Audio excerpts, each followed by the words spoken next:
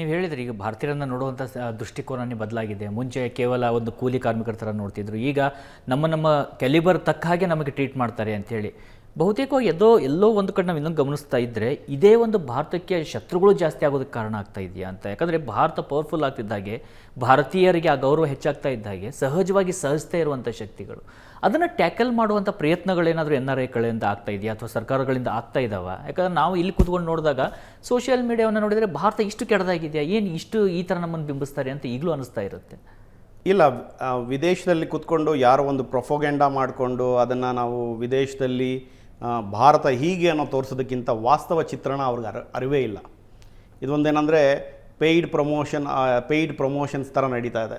ನೀವು ಹೇಳ್ದಂಗೆ ಒಂದಷ್ಟು ವಿಷಕಾರಿ ಅಂಶಗಳು, ಅದರಲ್ಲಿ ದ್ವೇಷವನ್ನು ಅಥವಾ ಭಾರತವನ್ನು ಒಂದು ತುಳಿಯೋದಕ್ಕೆ ಪ್ರಯತ್ನ ಪಡ್ತಾ ಇರುವಂಥ ಒಂದಷ್ಟು ಪಟ್ಟಬದ್ಧ ಹಿತಾಸಕ್ತಿಗಳು ಕೆಲಸ ಮಾಡ್ತಾಯಿದೆ.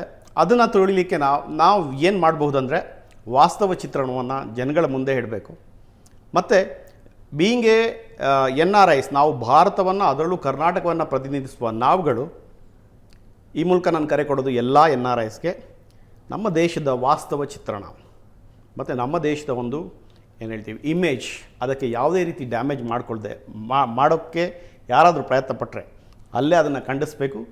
ಮತ್ತು ಆ ಪ್ರಯತ್ನಗಳಿಗೆ ಆದಷ್ಟು ನಾವು ಕಾನೂನಿನ ರೀತಿಯಲ್ಲಿ ನಾವು ಅವ್ರಿಗೆ ಒಂದು ಕ್ರಮವನ್ನು ಕೈಗೊಂಡ್ರೆ ಆಗ ಅದು ಖಂಡಿತವಾಗ್ಲೂ ಒಂದು ಆ ಶಕ್ತಿಗಳಿಗೆ ಸೋಲುಂಟಾಗ್ಬೋದು.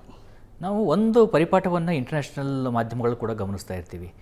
ಏನಾದರೂ ಈ ಪಾಕಿಸ್ತಾನಿಯರಿಂದ ಸಮಸ್ಯೆ ಆಗಿರುವಂಥದ್ದಿದ್ದಾಗ, ಅದು ಸೌದೀಸ್ ಇರ್ಬೋದು ಅಥವಾ ನಾವು ಇಂಗ್ಲೆಂಡಲ್ಲಿ ನೋಡ್ತಾ ಇದ್ದೀವಿ, ಅಲ್ಲಿ ಆ ಮಕ್ಕಳನ್ನು ಯಾವ ರೀತಿಯಾಗಿ ಅವ್ರು ನಡೆಸ್ಕೊಂಡ್ರು ಅಂತೇಳಿ ಅವುಗಳೆಲ್ಲ ನೋಡಿದಾಗ ಸೌತ್ ಈಸ್ಟ್ ಏಷ್ಯಾ ಅಂತ ಅಲ್ಲಿಯ ಮಾಧ್ಯಮಗಳು ಬಿಂಬಿಸ್ತವೆ. ಭಾರತೀಯರು ಏನಾದರೂ ಸಾಧನೆ ಮಾಡಿದರೆ ಸೌತ್ ಈಸ್ಟ್ ವ್ಯಕ್ತಿ ಅಂತ ಬಿಂಬಿಸ್ತವೆ.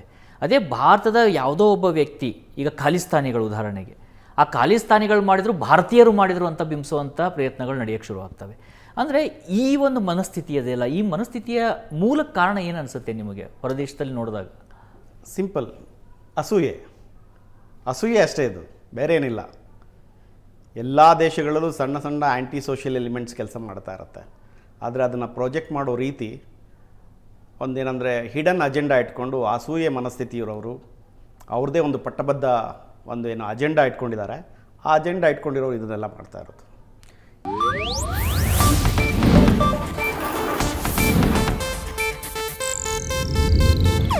ಇದು ಏಷ್ಯಾನೆಟ್ ನ್ಯೂಸ್ ನೆಟ್ವರ್ಕ್ ಪ್ರಸ್ತುತಿ.